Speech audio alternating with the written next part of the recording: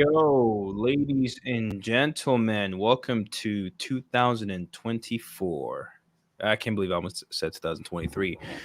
This is the Think Big podcast. We're going to have our most handsome host here today, Sam Singh. We have myself, Alejandro Alvarez, Marlon as well, Mr. Johnson showing up here in a minute. Today is going to be pretty interesting. I feel like I'm going to be here just absorbing knowledge selfishly. But Mr. Sam, welcome to 2024, brother. And by the way, I don't know if I thanked you last year, but thank you so much for being on this journey with all of us in 2023, man. We've been consistently showing up every Tuesday, 5 p.m. Arizona time, brother. So thank you so much for being part of the journey as well. You made it a lot more enjoyable for me. Bro, I'm excited, man. I'm excited. We do a lot of goal setting things. We do a lot of we do a lot of reflections on quarters past and quarters forward. There's something really different about 2024, in my opinion. There's something that feels different in 2024, and I'm excited to see what we can do, see what all of our followers can do, because I actually had this call today with a really amazing young entrepreneur, and I was talking to her about the levels that she's unlocking. And one thing that we really got to talk about is how when we set these goals, right? People start in this industry and they say, hey, I want to make $1 million in the next year.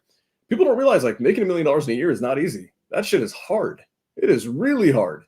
Now you can luck your way to maybe $1 million a year or whatever, but to do it predictably guaranteed in a very mathematical fashion is extremely difficult. And we had this conversation about how we start making these big claims. We're gonna do $1 million. We're gonna do $2 million. We're gonna buy 1,000, doors or whatever the hell it is. And it's starting to feel different, man. Because a lot of times we say these goals and what we don't actually believe ourselves when we say them. And I'm at a point now where I'm starting to say some shit and I'm starting to really feel and understand that we can get it done. The reason why, man, over the last 6 months, we've been getting a lot of shit done. So with that in mind, what I'm going to do today is I want today to be very heavy in terms of tactics and value and very much applied value. So it is officially the start of Q1. It is officially the start of 2024. And guys, remember 2024, it doesn't start a month from now. It doesn't start 15 days from now. Whenever you start feeling like you want to get your shit together, 2024 started yesterday. It's already been a day.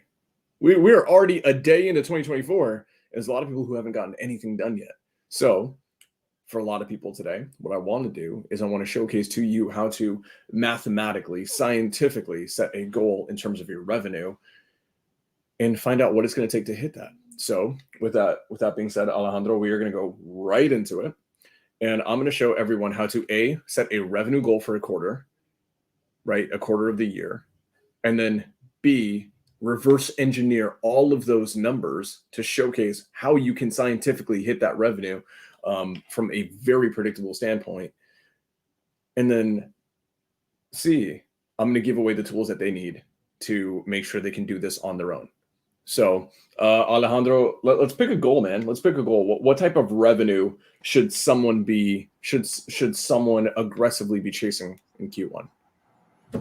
I'm going to say the 250, man. I think that's really doable for even someone by themselves. Because I myself, even when I first started doing wholesaling, that was very, very achievable to do it by yourself. And you know what, Sam? I mean, you've been working so hard, bro. That's 250 is almost like, yeah, man, we've been there, we've done that. We got to keep it going. Let's go ahead and let other people or give other people the blueprint on how to do it. So, I appreciate you for even bringing this for everyone else. And by the way, guys, Sam has paid thousands and thousands of dollars for this information. I understand that this YouTube is free, and as humans, we tend to not value things that are free, but you need to value this, take notes, because that's how actually I used to get better when I was broke. I would go listen to information and I would take action on it. Just because it was free doesn't mean I'm not valuing it. I'm valuing it a lot. So this is something you guys should take, especially even in a situation where you want to continue achieving your goals and changing your life financially, guys. I don't know if you've been seeing what's going on for the past year, but if you're not making money, dude, bananas prices has went up, milk prices has went up. Don't get left behind. So, Mr. Sam, I literally paid $6 today for a gallon of milk, bro, and I was like, what the Like, what the shit happened? So absolutely. So anyone that knows, a lot of you guys have been coming to my master classes, guys. Like, what we do on YouTube is amazing. It's free, and everything I do is for free. I don't charge. But when I show up to my master classes, the 5 hours, when you're on Zoom with me live for 5 hours, and I show you everything, you guys may know this. I actually just audited this, Alejandro, over the last 18 months. I've actually spent over $150,000 in private mentorship for myself, in terms of me paying people above me to learn from them. And what I've realized is they speak about revenue and money and profit differently than the rest of us do. We hope to do a 6-figure month, and they're like, no, this is what it's going to take. So what I did is I did this masterclass a couple of weeks ago called Killer KPIs. So if you guys read Killer KPIs, you guys know what this is all about. It's one of the best things I've ever done, because it's given predictability to so many people. And what we're going to do today is we're going to show you how to mathematically set a goal. In this case, $250,000 in a quarter, a 3-month cycle, Q1. We're going to call that quarter for the quarter. So let's do quarter for the quarter today in a very condensed format. I'm going to show you how to set the goal, how to mathematically reverse engineer all the numbers. And then for everyone that follows the homework at the very end, I will actually send you a copy of the tool that I'm using so you can implement it in your business in real time. Ready to go. Alejandro, we good to go, man? Yes, sir. I am indeed. Let's do it. Okay, I'm going to go ahead and share screen so you guys can all see this. Let me know, because I can't see you guys right now while I'm screen sharing this. It goes full screen from me. So let me know if you guys see this. Yep, I can see it. Yeah, I see a fancy Excel sheet that has a lot of shit on it.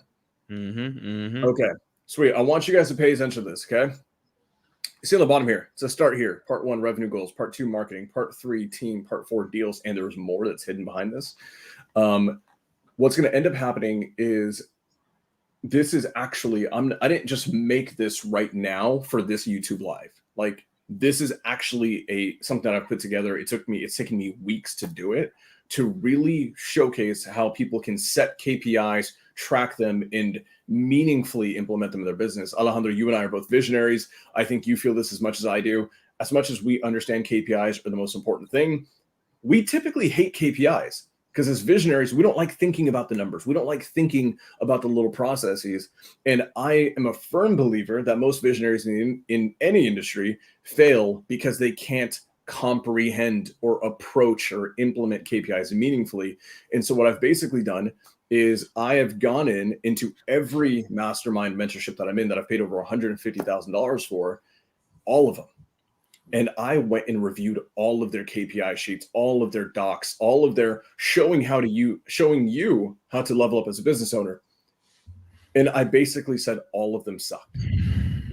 And I'm like, let me make it in a way where it's systematic, it's approachable, it's meaningful, and we're not going to become, excuse my language, KPI whores, where we're just going to track everything and everything just because we like numbers. The reality is you need to track a lot of shit, but you don't want to become so indulgent in tracking that you spend so much of your time in the weeds that nothing actually gets done. And what I've done is I've created this amazing, amazing document. It's called, you can see it at the top, it's called Killer KPIs, the stuff you need to track to make $1 million. And this is tied to a real estate acquisition company. If you're a wholesaler, if you're a flipper, if you're trying to buy properties and you're going direct to seller marketing, this is going to be your holy doctrine. And I'm not joking. I'm going to stand by this, Alejandro. I think that this one document, honestly, is worth more than $10, $15, $20,000 mentorships. I know, because I'm in them. And before I finally sent this out, I told people I was going to send it out, and they were like, "Sam, what's going on? Why isn't it gone out yet? Why are you delaying on it?" The reason was because I went back into every one of those mentorships to make sure that none of them were better. And those mentorships, some of them charge up to 30 grand for every 6 months. And I want to make sure I'm going to do it better than everybody and give it away for free. So Alejandro, do me a favor. I want to make sure that we're answering questions too, because we are going to get technical today. So stop me if there's questions, because I can't see, the comments right now. I'm only seeing this. So do we have any right now so far? Oh, okay, beautiful. So guys, we're only going to go over this one tab, and that is setting the goals for the quarter. And then who knows, if you guys like this, if you guys love this, we may go into the next part next week, and the next part next week. And I can guarantee you, if we spend 4 weeks, 5 weeks going through all of this stuff, I can almost guarantee you guys make $250,000 as long as you do your part. But this is part one of Killer KPIs. And this is reverse engineering revenue goals. So this is important. I'm going to walk you guys through all the steps and why they matter. Part one, we track various metrics daily, weekly, monthly, and quarterly. Okay. There's going to be different things that you track. It's not all one size fits all. Every metric is going to have a different KPI behind it, a different cadence behind how often you report it. This is critical. We do not set revenue goals monthly. You guys hear us say it. We constantly say the word or the phrase, a 6-figure month. That's great. And we do 6-figure months. That's awesome. It's a great thing to do, but we actually don't set goals that way. Why? Because in the world of real estate, deals take time to close. Shit happens. Liens pop up. HOAs try to foreclose on the property in the middle of your escrow, and then you have to extend it by 3 weeks, right? All of these things happen. Deals fall through. Real estate and marketing channels in real estate have what's known as a CCC, a cash conversion cycle. This is why we don't set goals monthly. We set them on a quarterly basis to give enough time for us to actually confidently close deals and get enough metrics behind what's going on. So this one tab right now, right, that we're going to look at today in terms of revenue goals is how you launch your business, set your goals for it for the upcoming quarter, 2 quarters, 3 quarters. And then this is actually going to be what drives what your team is chasing. This is how you set culture because you're having them chase a number. So luckily you said quarter, right? 250,000. It's already inputted here. Okay. Realized revenue goal. Now this doesn't say, you guys notice here is realized revenue goal. And then there's another number here. I'm going to explain why they're different. So realized revenue, it doesn't mean this is how much we locked up, how much we contracted, how much the assignments are worth. This is straight up how much money is hitting our bank account at the end of the day. We've done the deal, opened escrow, found a buyer, closed it. This is what we are getting sent to our bank account. If you want to realize a revenue goal of $250,000 in a quarter, 3 months, okay, you're going to put this here. Now, successful close ratio. That sounds confusing. Is the reality here is that you want your successful close ratio to be between 70 to 80%. Alejandro, do you know why 70 to 80%? Why don't we want it to be 90 to 100%? Well, a lot of things can happen that's out of your control. You know, sometimes you will even have some sellers that lie that they are the owner of the property. Title companies will let you know once they do the title research. Then you have sellers that ghosted you. Someone died in the process of escrow. There's some liens on the property that doesn't even let you close on the property. It's so many different things. Well, let me ask you this. Okay. Mm-hmm. And it's all extremely true. It's all extremely true. Mm-hmm. What if someone comes to you and they verifiably have a 95% successful close rate? There is a problem with that. You know what that is? Ooh, I do not. Please enlighten me. Write that down. If someone has, let's just say, a 15% successful close rate, what does that mean? That means they locked up 100 deals, locked up 100 contracts, only 15% closed, 15 of them closed. That means they're shotgunning offers, they're giving sellers whatever they want, and they're bad deals, right? Mm-hmm. And this is going to burn your personal credibility in your marketplace. Your buyers are going to hate you because you're setting out bad deals. Now, conversely, what if someone comes to you and they have this number right here, 90%, right? Don't worry about these numbers changing. That's just automatic. The reality is this. It means that, or let's just say, every deal, they lock up 100 deals in a quarter, in all 100 close. What ends up happening is it means they're playing too safe. They're only locking up deals that they know are going to be slam dunks. And what ends up happening there, Alejandro, is they're leaving money on the table by not taking chances. So when I first got into extremely high-level masterminding and one-on-one coaching, I had a really freaking high close rate. I think people don't know this, but in 2021, my close rate was about 92.5%. And I had my chest up, my chin up. I was like, damn, this is good, right? I'm a huge badass for this. The reality is it meant that I was leaving so much money on the table because I was only taking chances on deals that I knew were good deals, that were amazing, the best deals, right? Because I was reverse wholesaling to a lot of hedge funds, and I wouldn't lock up the deal unless the hedge fund said yes already and they like had the offer in. What ended up happening is I probably left, bro, probably a couple $100,000 in profit on the table by not just taking a chance. So the reality is, guys, you want to shoot the shot. Okay, you want to shoot the shot. You don't want to be at 100% close rate because it means you're leaving money on the table. You don't want to be at 10% close rate because it means you're taking too many shots and it's wasting your own time. 70 to 80%, that range is right about the perfect range. Cool. I have a question, Sam, because this is something that I myself didn't understand. It's like one of those things, like when people say it costs you money not to hire someone. Yeah. Like it's one of those things like I just never really understand. So when you say, hey, it's having 100% close ratio means you're leaving money on the table. So just to unpack that, because I know there's other people like me out there to be like, what the heck does that mean? What isn't it better to just have 100% close ratio? Well, do you rather make $250,000 with 100% close ratio, or do you rather make $450,000 with 75% close ratio? Which one sounds better? Obviously, for $450,000. So I just wanted to elaborate there a little bit because when you said it, I'm like, man, I remember when someone would talk like this, and I'd be like, what? What are you talking about?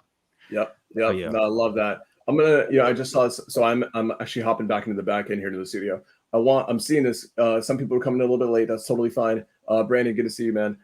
Asking how is the spreadsheet? Are you guys gonna have access to it? You absolutely will. And at the end, I'm not only gonna give you access to it.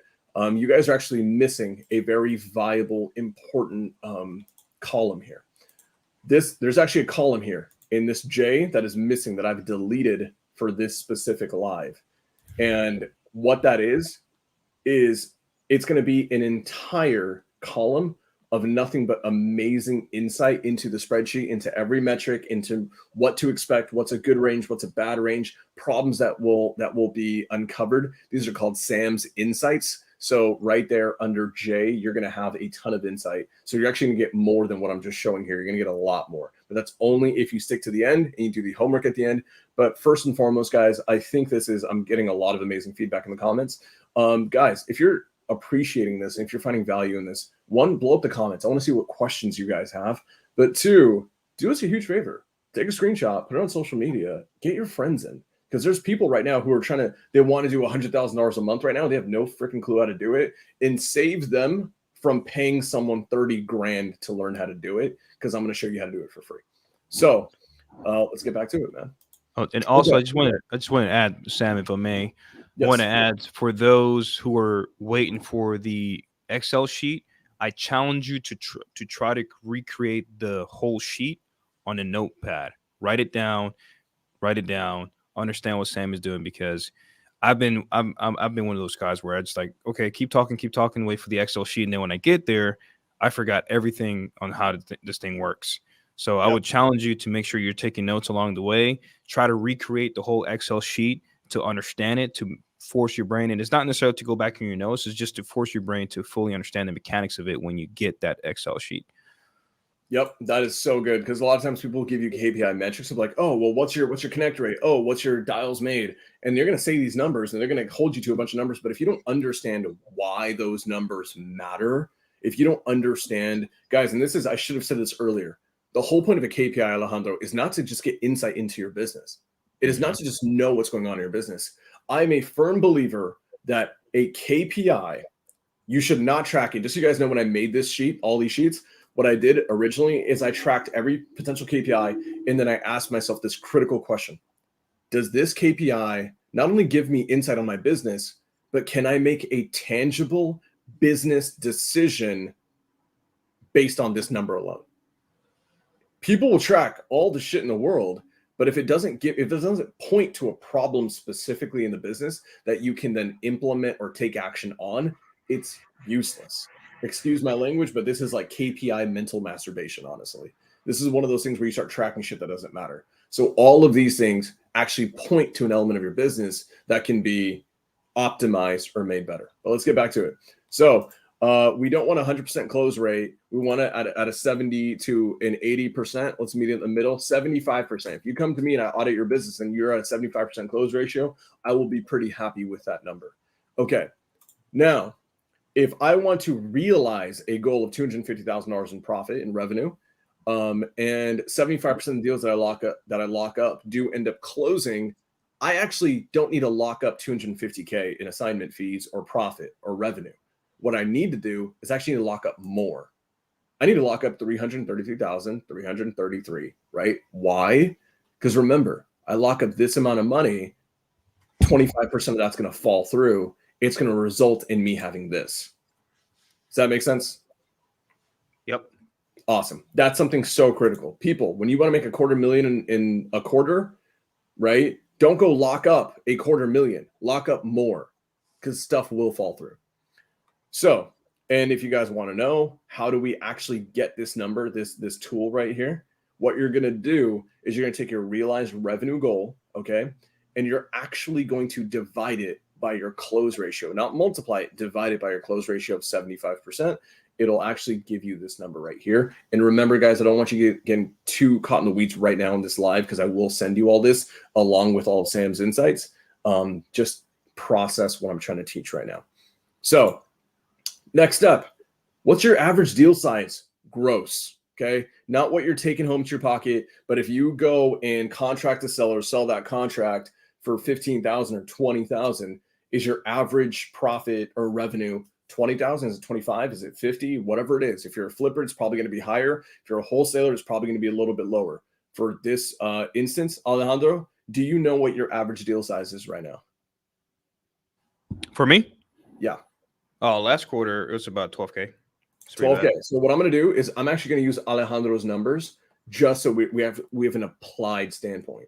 So 12,000. Okay, 12,000 is his average deal size, and that points to me that you're doing a lot of wholesale and probably a lot of creative finance deals where you're not getting massive spreads on your assignment fees. Yep. Oh, Mostly, okay. most of the lower end assignment fee were very tight creative deals. Cool. So guys, right now, if you look at this, right, if it's at 20,000, see how it changes this number down below. I'm going to put in 12,000. The number of deals Alejandro would have to contract to do $250,000 in the next 3 months with a $12,000 average deal size and a 75% successful close ratio is he would need 27.77 contracts, not closed deals.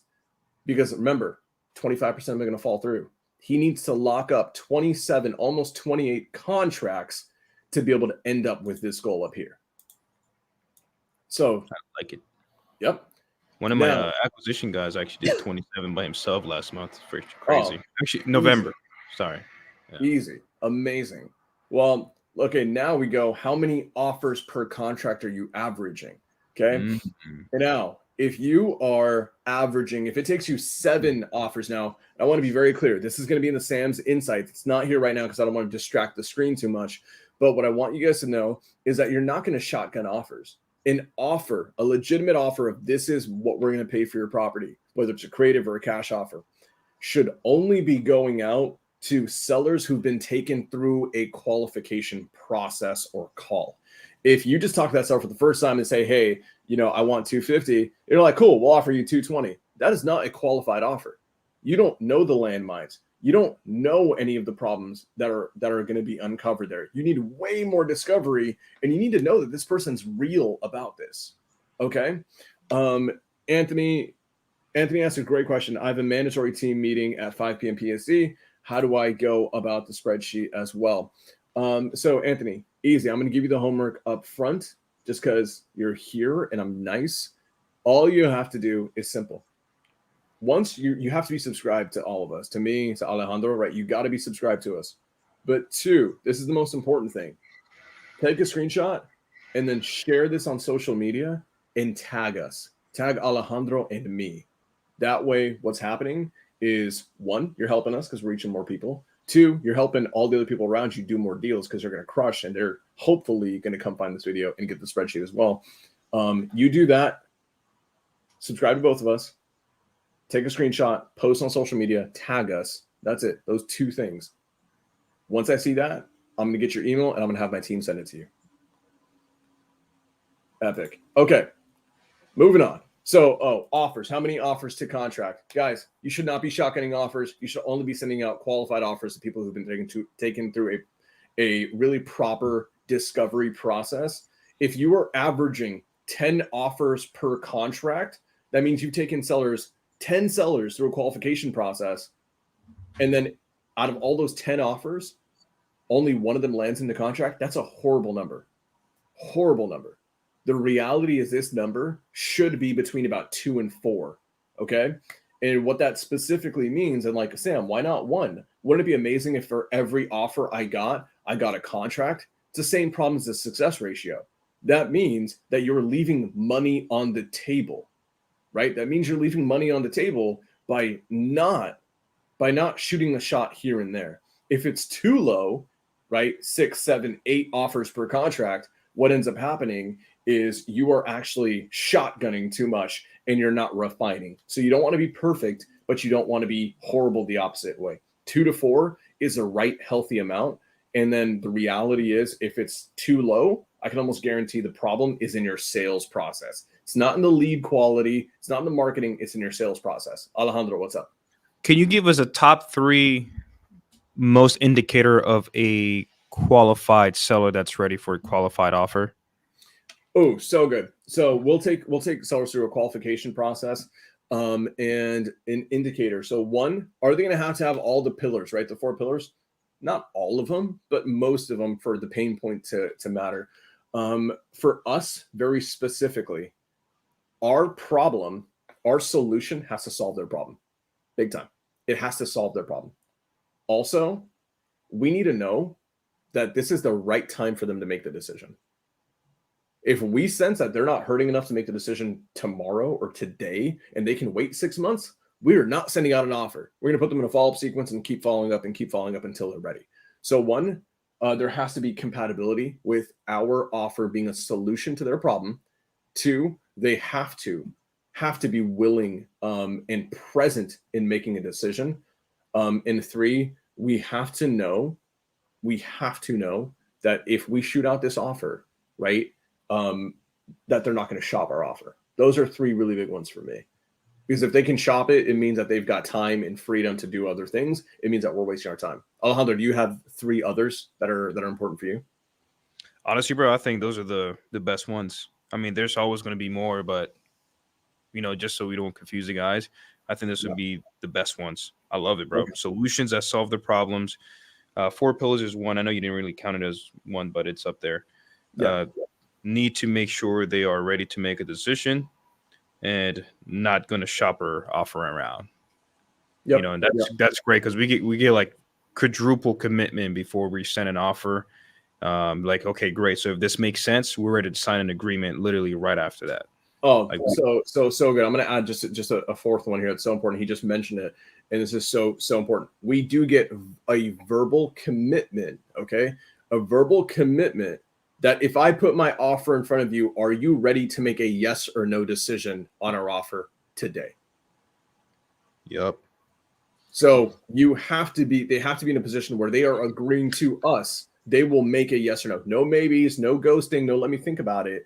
If you're not ready to hear the offer and to make a decision on it right now, we're not gonna put it out. So okay, amazing. So 2 to 4 offers per contract. We're gonna cut that in the middle. We're gonna go 3. Okay. So once you do that, and I didn't say this before, but this is kind of self-explanatory. How do we get the number of deals you need to contract? Simple. You're going to take the how much you need to lock up number, right? This total number of how much revenue you need to lock up, and you're going to divide it by your average deal size. So you're going to take this, divide it by this, and that's going to give you this number right here. So I'm so sorry. I should have said that earlier. Okay. Now, this is where we get a little bit more granular with your marketing channel. Okay. Mm-hmm. We know all these numbers now, but how many leads do you need to generate a contract? For a lot of people in cold calling, if you're newbies, it's going to be 50, 55, 60. If you're doing cold call, but you're optimized and you have really phenomenal data, you're going to be doing way better, maybe like 40 to 45, the best teams in the country. So like with us, On our cold call stuff, we're doing 35 leads per contract, which is obscene. But the reason why is because our cold calling, that's our cold calling burn, our data and our lists are so hyper dialed in. We basically have the best lists. So you can optimize this. So even though cold calling, the standard is 50, guys, make no bones about it. If you have cash, creative, novations, XYZ, all Morby method, all these strategies up your sleeve, you can decrease that number from 55 leads to a contract to 40. Now, if you stack that with the best niche data, you can get that to 35, even potentially lower. Same thing goes with texting. Same thing goes with PPC. Same thing goes with PPL. All these things. Your goal is to take the industry standard and get it better and better and better so you can get a higher ROI. So for us right now, it's a 35. I'm just going to put that there. All right, let's keep going. Oh, by the way, guys, I'm not going to go heavy into marketing. I even have a little tab right here that says marketing for KPIs. What I want you guys to know is I actually have a signature masterclass called Marketing Secrets. It's my favorite one. It's the one that I crush more than anything. We're going to do it later in this year. It's actually going to be very soon. If you want to see me show you how to do every marketing channel there is and how to do minimum $100,000 per month guaranteed in all of them, I'll actually show you how to do all of them, how to optimize them, how to set them up, how to crush them at the highest level, and how to automate them. So that's a different masterclass for another day. But if you have those questions, hit me up on social media, and then we'll get you in the mix of those later. Okay. Do we get a little teaser?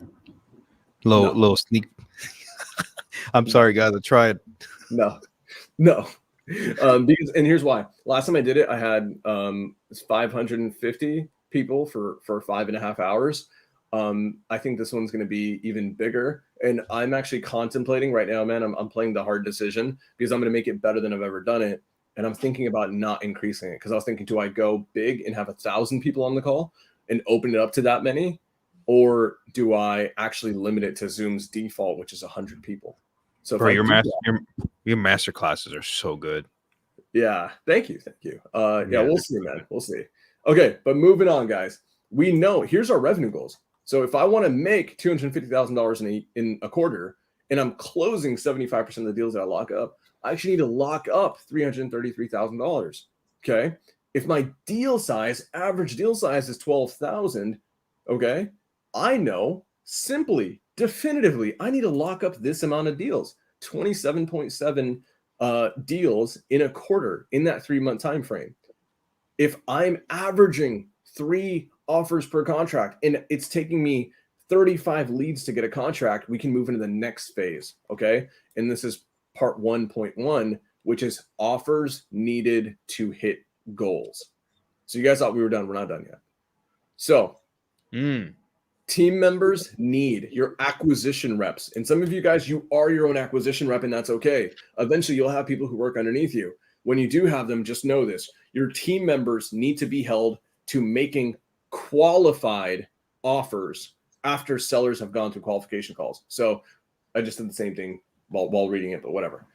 That's what they're held to. You're not going to hold them to locking up a certain amount of money. You're not going to hold them to closing a bunch of deals, like in having the revenue hit the bank account. You have to hold them to one critical standpoint, and it's how many qualified offers are you able to make?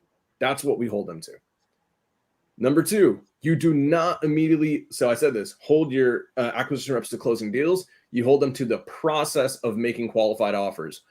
Closing deals is not a process. That's a result. And there's so much shit that can happen, right? You may have missed a co-signer, right? It's a divorce, a lien killed the deal, whatever it is. A lot of shit can come up. You do not hold them to the result. You hold them to the process. Why? Because the process is something they can actually control. Does that make sense? A lot of times people hold their acquisition reps to the result. I need you to make me $100,000 per month or you're fired. No, they can't control that. They cannot control that. The economy's dynamic, markets shift, stuff happens. Title companies can screw up a deal. Are you going to fire them because of that?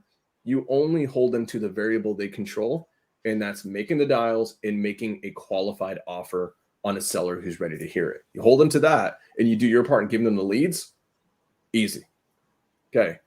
Number 3, this will help you understand, guys, this is important, how many people you need to hire in how many hours they need to potentially work. Alejandro, I'm sure you've seen it. A lot of times people, they'll get into the industry and they have no idea how many people they're supposed to hire, what their hours need to look like, how they can skimp on things. The reality is when you reverse engineer your numbers this way, you actually can factually know what it's going to take to run a business and what that logistically is going to look like.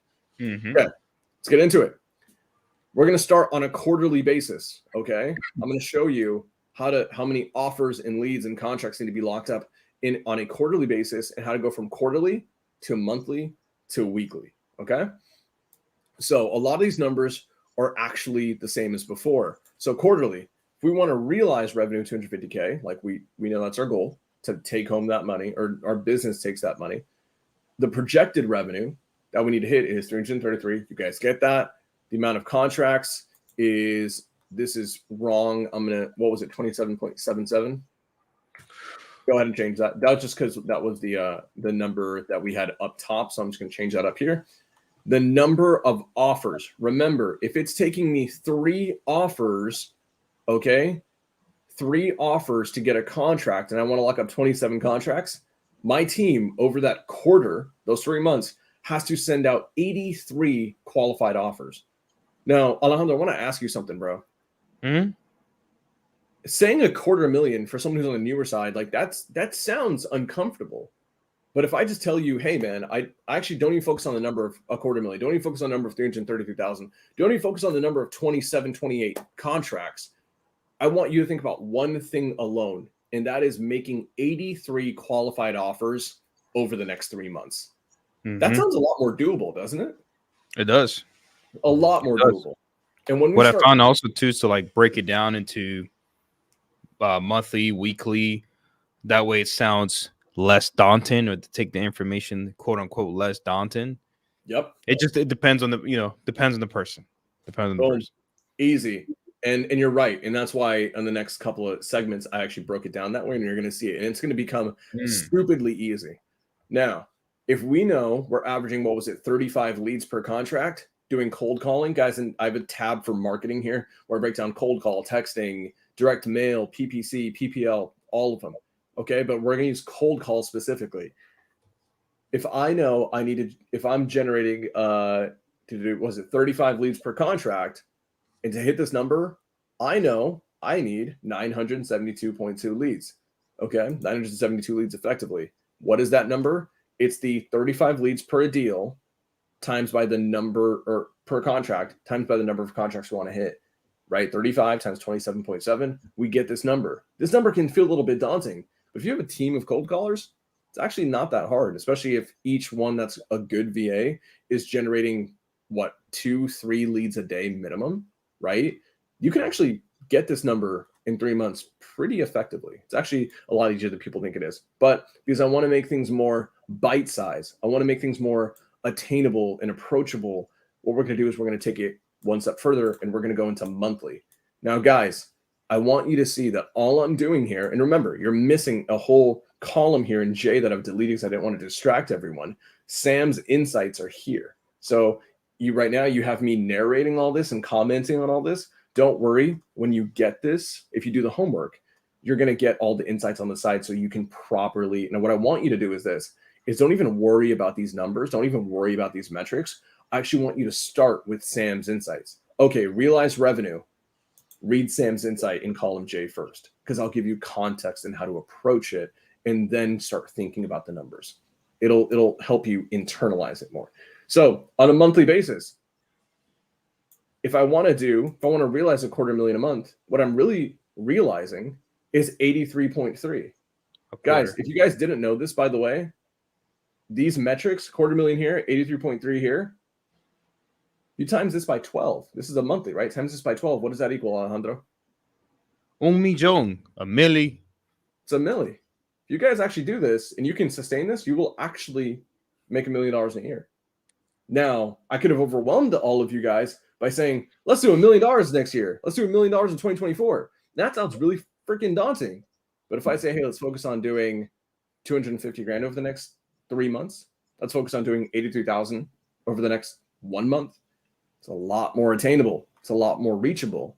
But if you do these things, you will inevitably get the result of $1 million in a year. So super cool.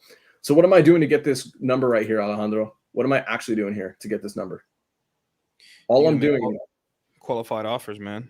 right? But right here, guys, what I'm doing specifically is I'm taking the realized revenue goal for the quarter. I'm just dividing it by 3. That's it. Dividing it by 3.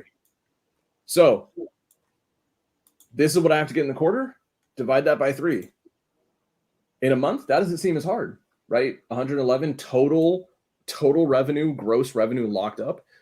Knowing that not all of it's going to close, a lot easier. Now, instead of thinking about 27 contracts in the quarter, which can sound a little bit daunting for some folks, now we have to do 9 contracts in this month. We're chunking it down. We're making it a lot more approachable and a lot more, you'll have a higher ability to process things for the right way. Now, number of offers. Remember, 3 offers per contract. 3 times 9.26. 28 Can I add offers. something too, Sam? Yes, of course. Sorry, let me interrupt you. I was trying to get you while you were on your break, but you're very specific with your words. You went right into it. But guys, really quick, we have Sam, you have myself, you have Daryl, you have Marlon. If any of these sounds, if your mind is just not allowing you to believe that this is something you can do personally, what I suggest you do is follow us, be in our community, follow us somewhere, wherever we're at, follow us and work with us, where you can see where we're actually making these type of numbers every single day. Yep. And once your brain starts absorbing that, oh, this is actually a normal thing here, you start to believe it. And that's the most important thing, man, because, we can show you all these numbers, but we can't fix your mindset. This is going to be all on you. So my advice is just follow us, join our community. Sam has his community, I have my community. We all do. Just follow us. Hey, which one of these guys actually, it's kind of similar to my vibe. Let me just go follow this person. And I don't really care about vibe when it comes to like reaching my money financially, reaching my goals financially. I'm just going to follow whoever is doing better than I am financially. I'm going to follow you. I don't care if your hairstyle is just not something I don't like, whatever. I'm just going to follow you. So that's what I suggest what you guys do, because trust me, you can do it. I know there's somebody watching on the other side of the screen like, yeah, maybe in the next lifetime. That's what they want you to believe. But you can do this, and follow us to let your mind understand that is possible. Absolutely, man. Absolutely. It's not possible if you don't think it is. That's actually what led to Marlon and I both, and you. I think all 3 of us, we all had our first ever 6-figure month, the same month, February of 2021. That's so crazy. Right? And we weren't even like really close then. We all had our first ever 6-figure month. And for me and Marlon, we did it live in front of a crowd because someone in the audience said they didn't think a 6-figure month was possible for them. And up until then, Marlon and I had never done a 6-figure month. But then we intentionally, honestly, we just manifested the hell out of it, and it happened. It was an epic time. Before I get back into it, I want to say, let's catch up this. Hey, Jade. Jade, you are extremely late. Out of all the calls to be late to, this is not the one. This is not the one you should have been late to, but it's okay. Awesome. All right, let's get into it. Anthony asked, you said 2021, right, Sam? 2022. Sorry, 2021. 2022. Yep. 2022 was my first ever 6-figure month. February of 2022. That was Me too. Yep. November 1st is when I got started, and then February I was 4 months in and I did it. I'll rewatch Don't Fret. I'm going to give props to Jade for just using different language. I love that. Okay, back into it, guys. We're just chunking these things down. Okay, we're going to make them more bite-sized so you can actually implement them in a meaningful way and talk to your team in a way that won't make them feel overwhelmed or discombobulated because you're throwing out these massive freaking numbers to them. So in order for you to do the quarter in a quarter, right, the 83 in a month, if you're averaging 3 offers per contract, that just means in 30 days you just have to send out 28 qualified offers. That's less than 1 offer a day. Like, actually think about that. It is so much easier than people think it is, than people make it out to be. The reality is, if you want to do $250,000 in 3 months, in the next 3 months of the year, I can guarantee you'll do it. And you don't even have to send out, you can send out less than 1 qualified offer a day. We're going to take it one step further, guys. The number of leads, right? The 972 on the cold call with a 1 in 35 conversion rate, all this stuff sounds maybe that 972 sounds like a lot for you. Okay. Well, let's divide it by 3. Now it's not 972, it's 324. And then if you've got, let's just say, I mean, I'm gonna take out my calculator here and I'm gonna see. And this is, again, just while you do that, Sam, again, this is for cold calling leads as marketing. Yep. This is for cold call specifically.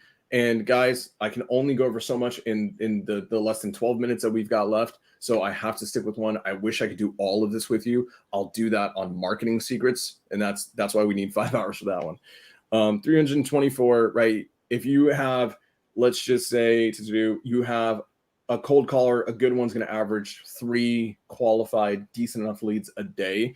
And let's just say you have 3 cold callers, okay? Times 3, that's 9 a day. Okay, let me see. Yeah, if you even have 3 full-time cold callers and they're all crushing it, they should be generating 3 times. They're all doing 3. They're full-time. That's 9 a day times, let's just say 30 days in a month, 270. So yeah, you would need effectively on cold callers alone, potentially 4. You had 4 full-time cold callers. And then there's so many other ways to augment that. Now there's voice AI that's actually cold calling. So you don't even need the cold callers anymore. It's actually, I'm sorry, but it's true. And that can run theoretically into infinity. So you don't even need that many. It's actually freaking awesome. All right, let's get to the next part. And let's keep making it more bite-sized, guys. This is where things become really easy.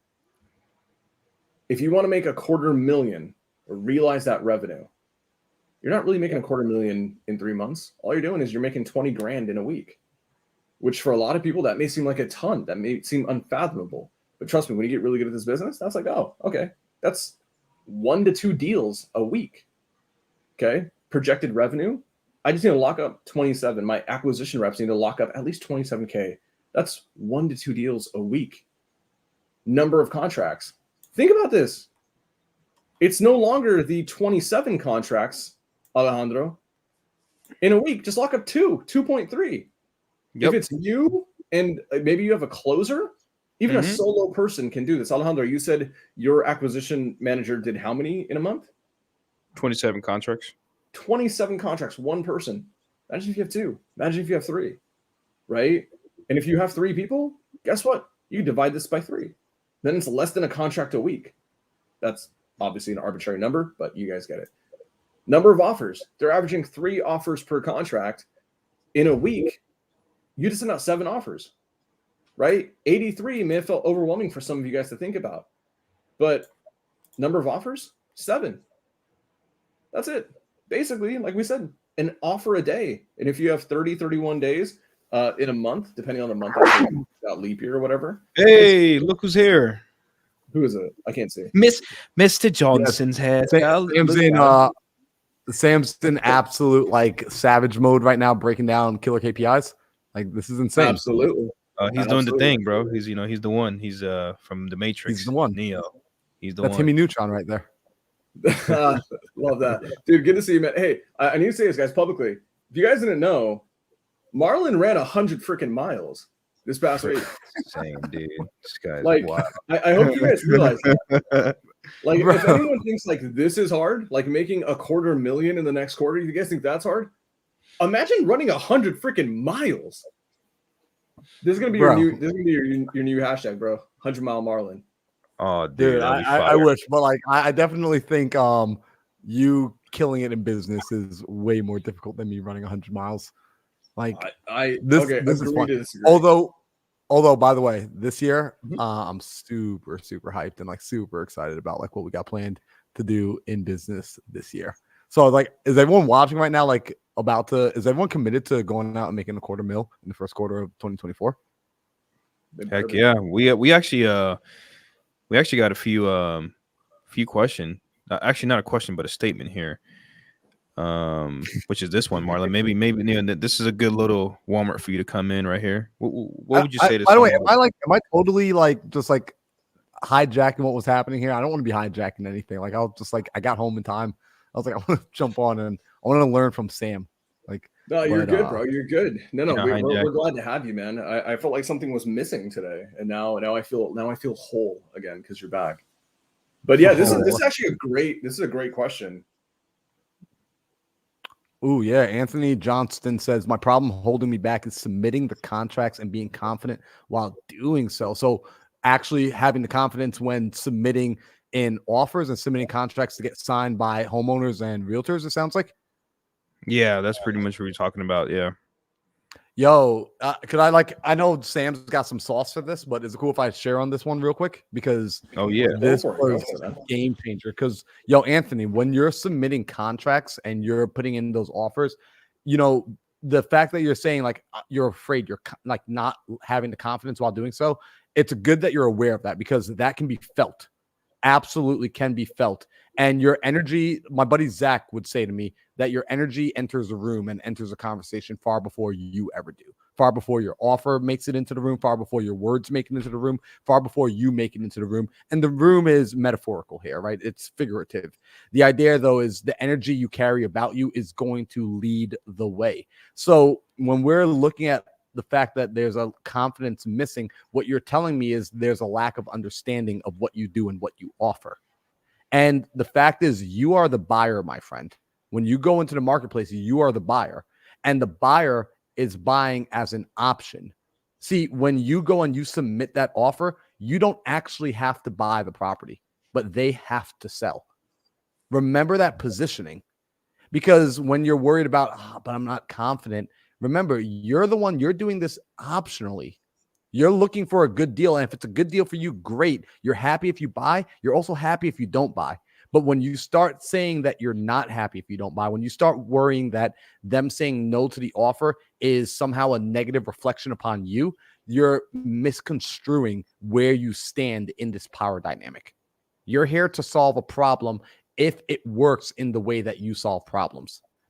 And if they don't like your offer, they don't like your option, it's their prerogative. They'll let you know. They'll say no, and that does not reflect poorly on you, right? They're saying no to your offer. They're not saying no to you. And so what's going to help you with that, Anthony, is submit more offers, be told no, and still be alive tomorrow to realize it doesn't kill you. That's going to help you big time. Sam, what do you think, bro? Also, I want to say this. I want to say this. Marlon did a phenomenal job at the power dynamic and a difference in being an authority, right? And a difference in being an absolute authority in the type of conversation, the culture of the conversation. What I want to do is I want to become a little bit more tactical with it and provide a more tactical kind of opinion on confidence in your offer, confidence in your contract. Naturally, what's going to happen is this. You're going to make an offer. You're going to have a certain confidence level, and then you're going to send out a contract. There will naturally be a little bit of a drop-off about whether or not, a natural drop-off in your confidence because that contract hasn't been signed yet. Okay, and that lag time, you will, because they could walk away, they could ghost, right? You're naturally going to have a drop-off in confidence. That's normal. What I want you to focus on is this, is what we talked about before. Is this person in a position, have they affirmed that they are ready to make a decision, yes or no, today? If they say yes, if you give me a qualified offer and you've taken through an entire qualification process, you know that the pain is real. You know that they're hurting. You know that they're in a position where they have told you over the phone that they are ready to make a yes or no decision. Shouldn't you will naturally feel more confident in your offer and your contract. And take it one step further. If you know their pain, you've done all your discovery right, okay? You've uncovered the landmines. You know about the spouse. You know about the heir. You got all of it accounted for. And you know, most importantly, that your offer is a solution to their problem that they've already told you they'll make a yes or no decision on. The confidence is guaranteed because you've done your part. You've controlled the controllables. Confidence, truly, in my opinion, comes from how many variables do you control. That's why when people are shotgunning, they don't have confidence because they control nothing. They're just shotgunning, hoping for something to stick. But if you've done your part and you've applied a lot of Alejandro's sales processes in how he's a killer closer, right? You're you've gone through Marlon's expertise and his training on getting more confidence in yourself as a person, and you know your numbers as well as I do. The confidence is guaranteed. It's guaranteed. Absolutely. So I hope that answers the question. Let's get back into it because I want to make sure things are bite-sized, guys. So Alejandro, right? 83 qualified offers doesn't even sound like a lot, right? Monthly, an offer a day doesn't sound like a lot. In a week, 7 offers in a week, 7 qualified offers in a week. Is that daunting? Hell no. It's so much more easy. It's so much more easy to process and take on and implement. So I want you guys to think about this, okay? And the number of leads needed. If you're doing cold call, it's going to be 81 with a 35 to 1 conversion rate. But I want to make these things even more implementable, guys. So let me see. If you were doing not 35 leads, let's just say you were doing PPC, okay, Google Ads, and you were averaging 1 in 10 on the conversion rate. You don't need 35 leads, you need 10. It's going to cost a lot more money. I recommend sticking with cold call and getting optimized data to do the 35 instead of going on PPC. But if you're doing 10, okay, what's going to end up happening is how many leads per contract? You're going to need, I think this is a lot more. Yeah, number of contract 27 times that by 10 is 277. I'm going to go ahead and bring that down to a weekly basis. 23 leads in a week.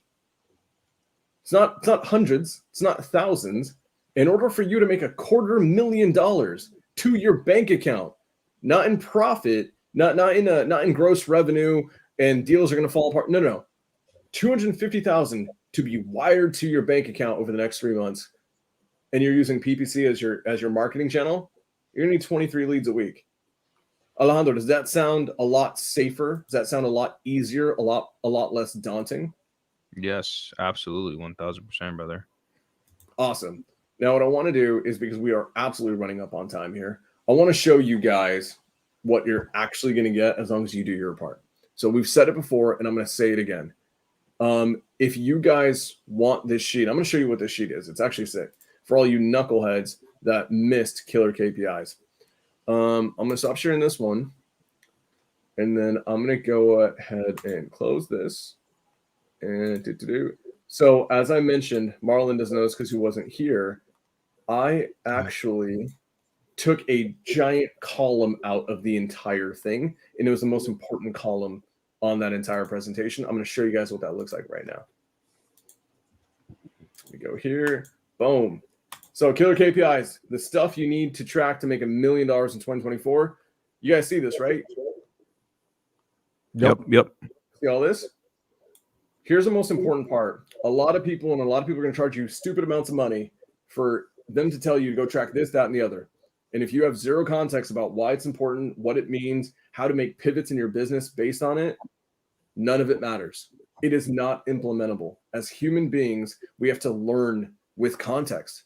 You can't just give a human being a data point and say, here's a data point, go make $1 million business.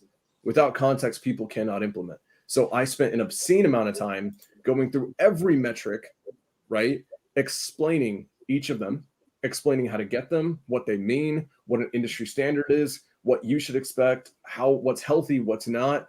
And even on the more mathematical ones, I even explicitly tell you how to calculate this in your business. Now, I'm going to bribe you guys here. I want to be open and honest with that. I'm absolutely going to bribe you here. This is part 1, revenue goals, right? I'm going to show you how to do all the KPIs to make $1 million in 2024 with it. What does that look like in your marketing? How do you track your marketing spend? The P&Ls of it, the ROI, the tangibility of it all. How do you do that? How do you compare cold call versus, PPC versus PPL? What do those channels need to look like? And I've done all of it. Here's cold call. Here's SMS. Here's Google PPC. Here's direct mail. And there's more. At the end of the quarter, how do you make pivots based on it?